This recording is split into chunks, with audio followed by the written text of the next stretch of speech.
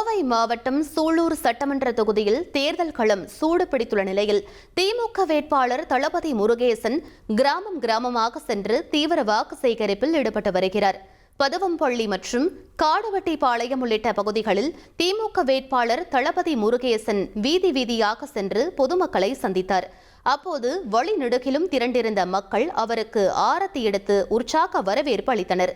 வாக்கு சேகரிப்பின் போது மக்களிடையே பேசிய அவர், முதலமைச்சர் மு.க.ஸ்டாலின் தலைமையிலான திமுக அரசு கடந்த 5 ஆண்டுகளில் செய்துள்ள சாதனைகளை விரிவாக எடுத்துரைத்தார்.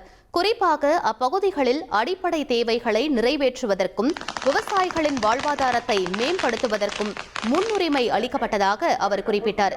மேலும் பொதுமக்களிடம் கோரிக்கைகளையும் கேட்டறிந்தார். தொழில்துறையில மிகச்சிறந்த மாநிலம் தமிழ்நாடு தான். தொழிலையும் பார்க்கிறாரு, ஏழை மக்களையும் பார்க்கிறாரு. பாக்கி இருக்கிற 700 ஓட்டுமே உதயசூரியனுக்கு தான்ங்கிற வாய்ப்பு உங்களை பார்த்தா தெரியுது. 1,27,00,000 மனங்களை வென்ற தந்தி டிவி யூடியூப் சேனல். தவிர்க்க முடியாத தம்ப்நெயில்ஸ், கலக்கலான கான்டென்ட்ஸ். நீங்களும் இந்த குடும்பத்தில் இணைய இப்பவே சப்ஸ்கிரைப் பண்ணுங்க. அசுரபலம் கொண்ட எங்கள் டிஜிட்டல் கரங்களில் உங்கள் விளம்பரங்களை சேர்க்க வாட்ஸ்அப் பண்ணுங்க. 8939888378. Email advtthanditv@dttv.in.